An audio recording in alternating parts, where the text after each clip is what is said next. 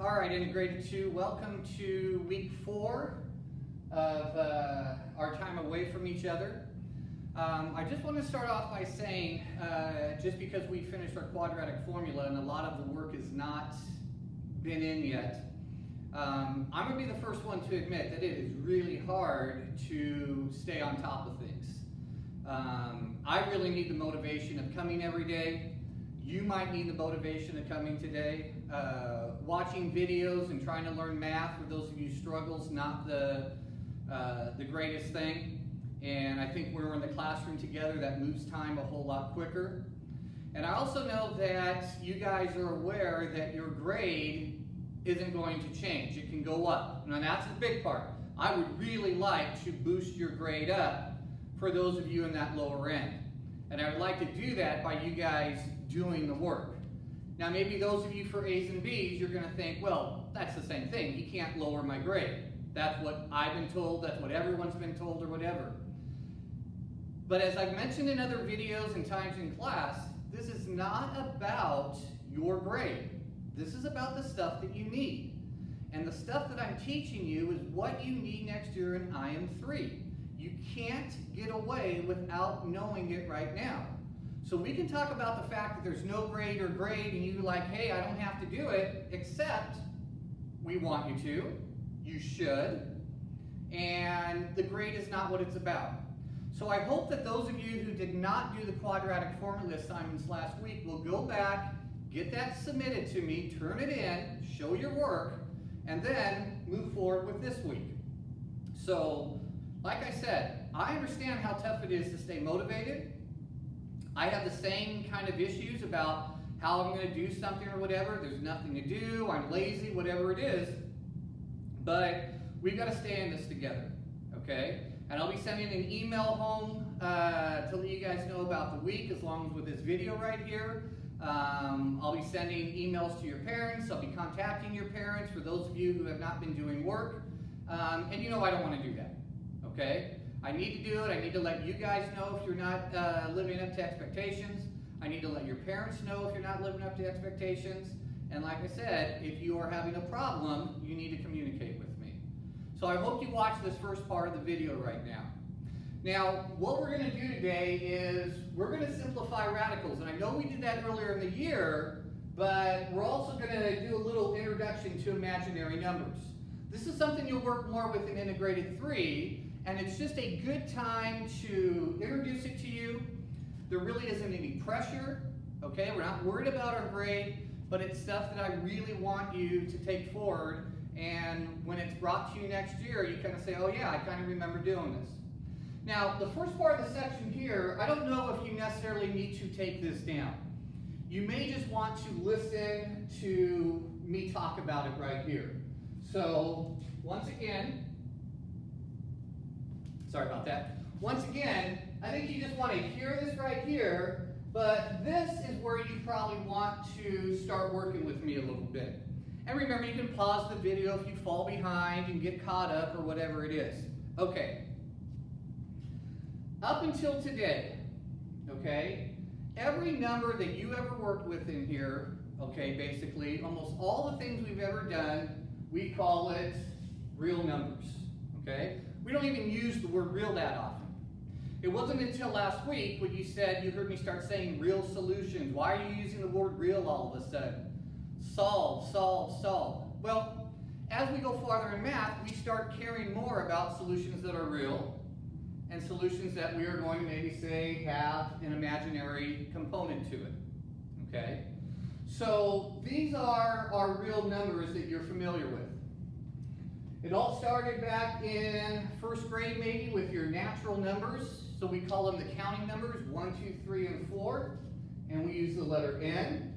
I know this is very hard to see. You might have to blow up your video, but there's our naturals.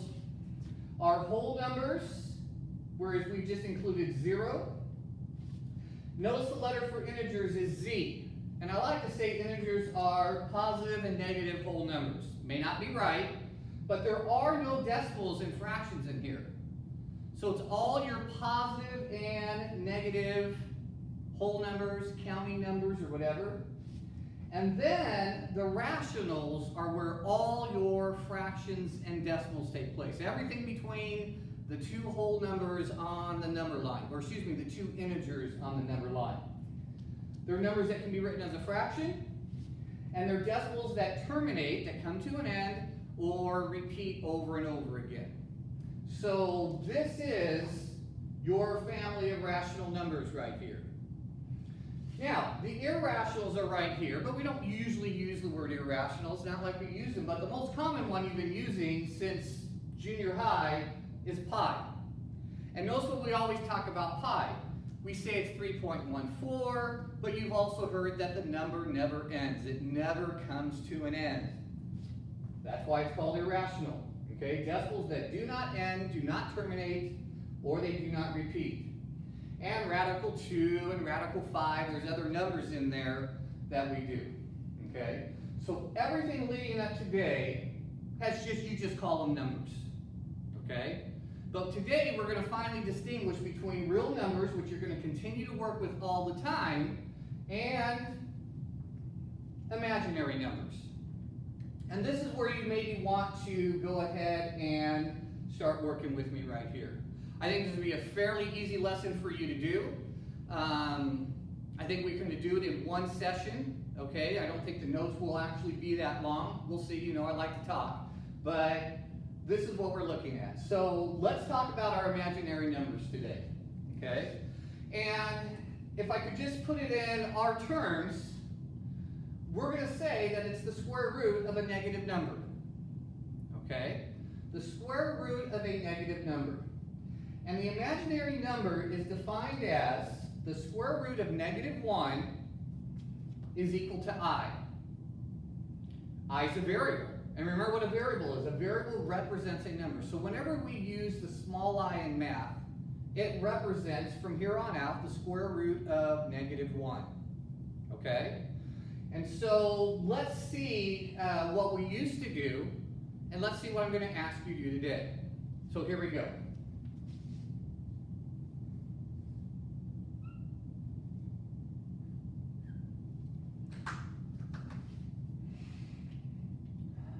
In your quadratic formula problems last week, when your discriminant was negative, and I told you to stop because there's no solution, is because if you put this under the square root symbol, and some of you have done this on your calculator before, we did it earlier in the year, is that when you take the square root of -9,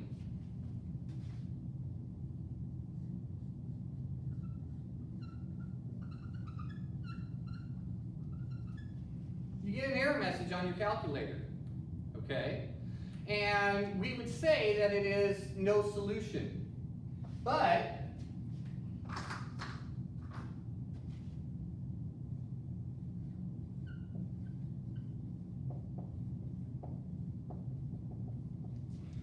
when you worked a quadratic formula problem last week, we would say it is no real solution.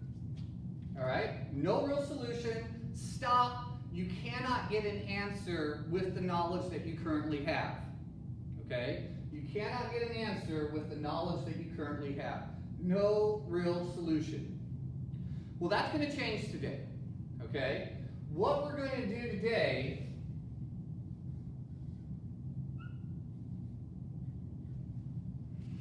is we're going to kind of remove the negative from our number 9. And so what we're going to do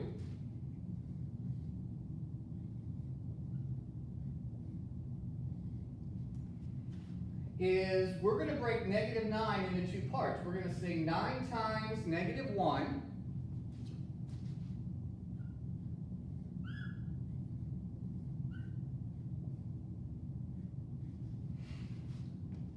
they get their own radical, okay? So you're allowed to take, when you're multiplying, you're allowed to take your radicals and break them apart.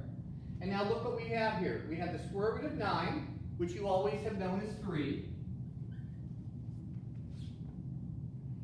And what's the square root of -1? It's not an error anymore, okay? The square root of -1, we're going to go ahead and define it and replace it with I. And that is your answer, 3i, okay?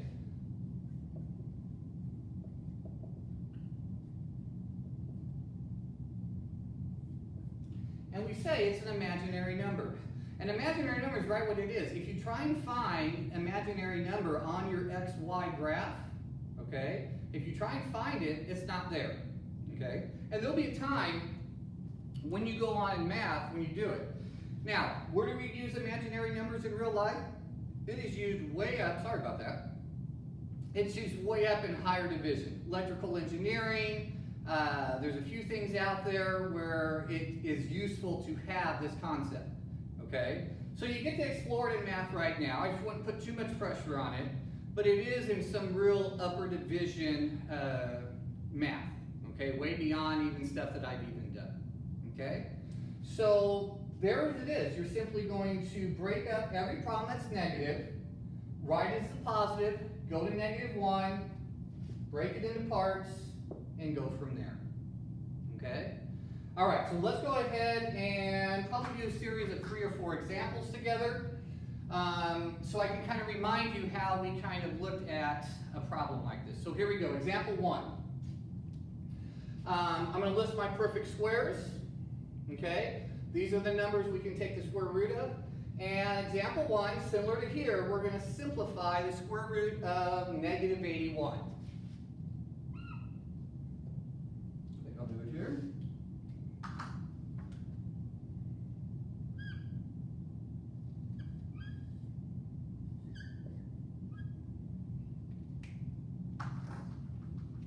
So we have the square root of -81. We're going to skip a step.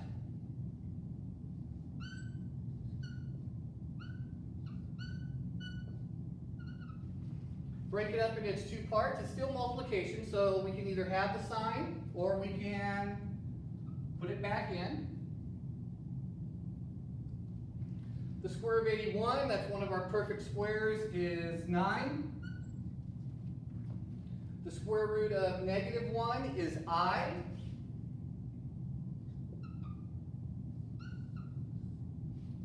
So we read it as 9i.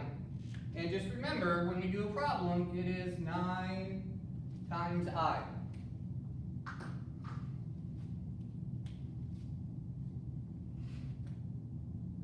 Okay?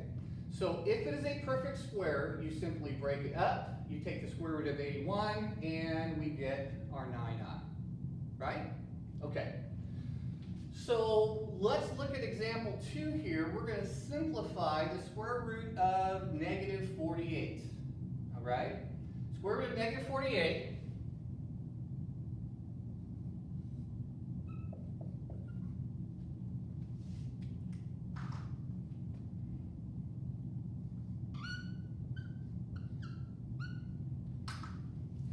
So we're going to do the square root of 48 times the square root of -1.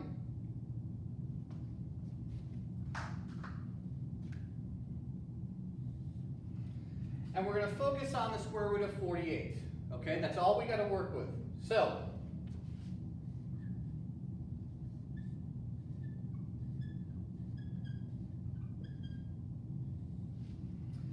there are some of you who use the factor tree method.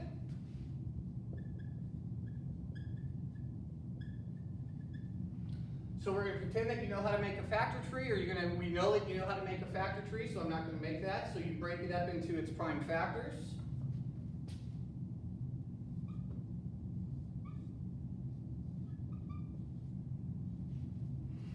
Or you take 48 and you find the highest perfect square that goes in. And remember, we work high to low. Do not settle for your 4s and 9s.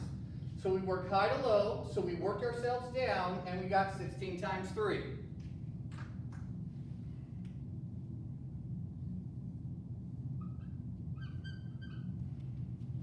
Each pair, 2 times 2 is 4. So each pair comes out as 1.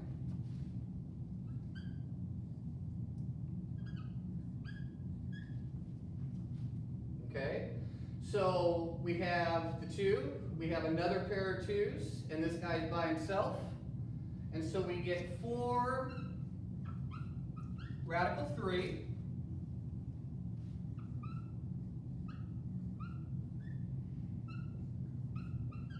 And we get 4 radical 3.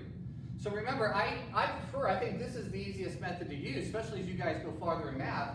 This is going to get us to it real quick. List your perfect squares, go high to low. But if you need to use the factor tree method, go ahead and use the factor tree method. And then let's come over here. And what's the square root of -1? It's I. Okay? And so we're going to write the answer as 4 I radical 3.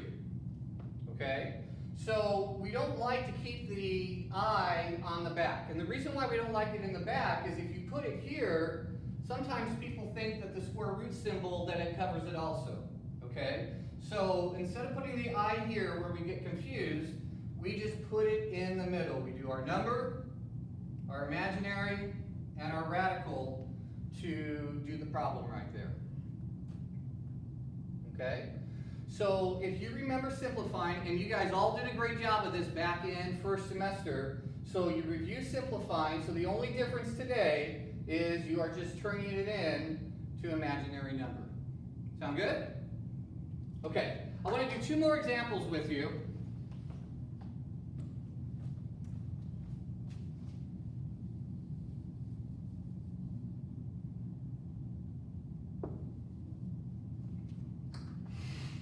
And I'll leave this here for a second as you guys, I know you can pause the video, but I'll leave it here so you guys can copy it down.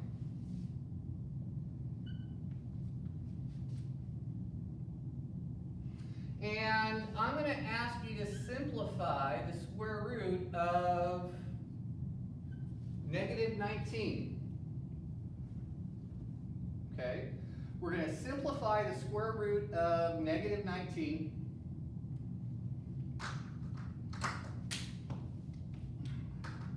And so we have -19.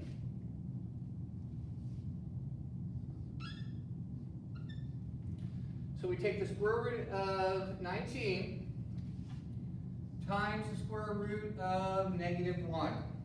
Okay? No calculators. All right? There's no decimal answers here. So we are using exact answers. And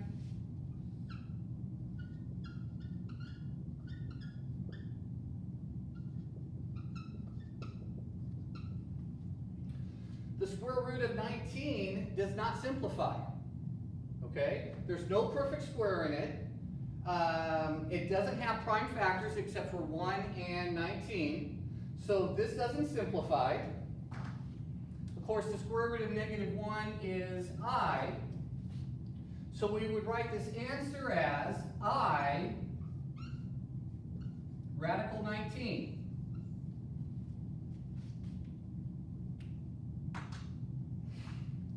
And that's it. That's where we're going to leave our answer. We're not going to change this to a decimal. Okay? If we did, then it would be I, or 4.23i, or whatever square root of 19 is. Okay?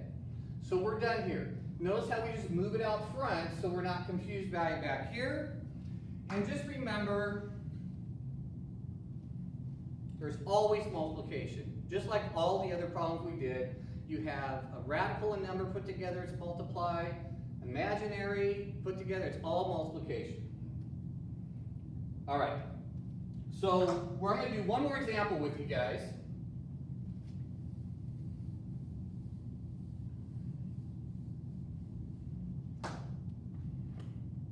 So we're going to do example 4.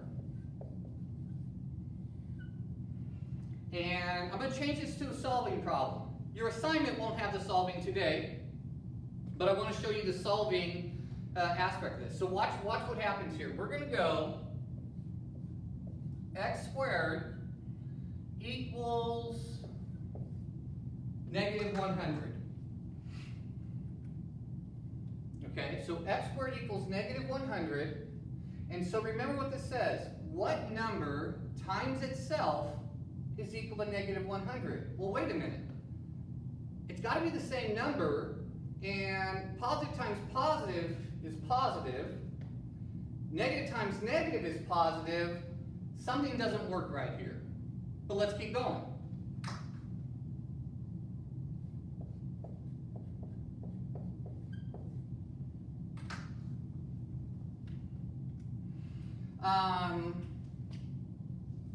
By the way, I'm sorry in the videos, I do realize I say the word a lot, so I apologize. I probably do that in class all the time.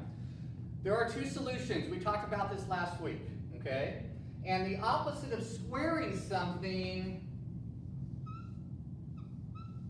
is taking the square root. And remember, I'm looking for all x's that make this true. I'm looking for all x's that make it true.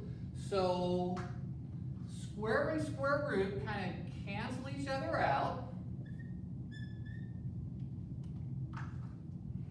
And over here, whoops.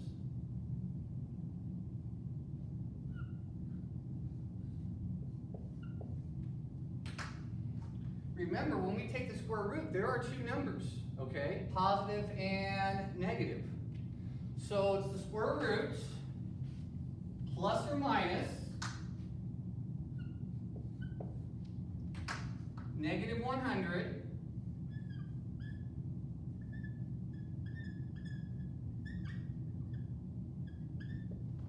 so there's our plus or minus. And what do you think is going to happen here? We're going to go the square root of 100 times the square root of negative 1. X equals plus or minus square root of 100 is 10. Square root of negative 1 is I. And my answer is plus or minus 10i. Okay? So the reason why we don't do plus or minus over here is because we're just simplifying.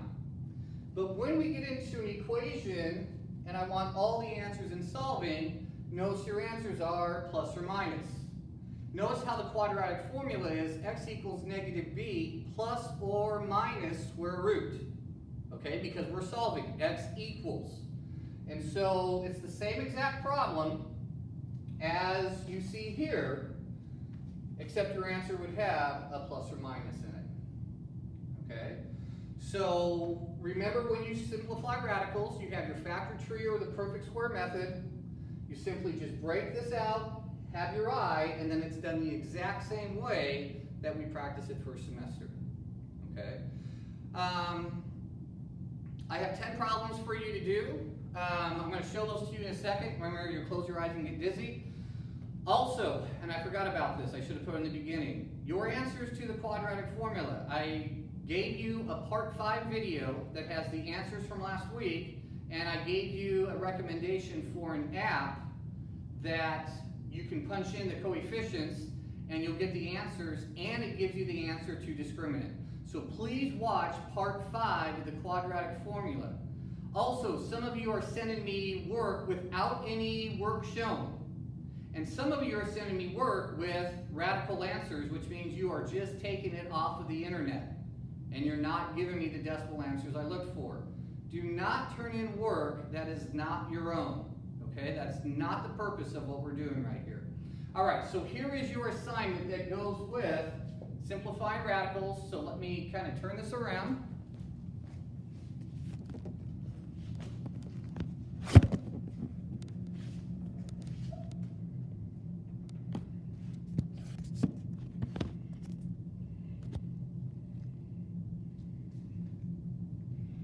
Okay, so I just want you to do these 10 problems right here, and I've already given you the answers to the problem. So when you're doing the video, copy the answers down, okay? Do the work, model it after the examples we did just a few seconds ago on this part of the board, and then go ahead and check your answers, okay? This will be for Tuesday. Thursday, I want to make a video with the radical answers and have us practice the quadratic formula where we don't change our answers to decimals, where we actually use our exact answers. We actually use our answers with the radicals in it. All right? So this is our first lesson for week 4. Once again, let me know if you have any questions. Let me know if you need anything. And stay safe. Keep your parents safe. Keep your grandparents safe. And hopefully, I'll get to see you guys soon. Okay? In the summer or the beginning of next year. All right, guys, take care.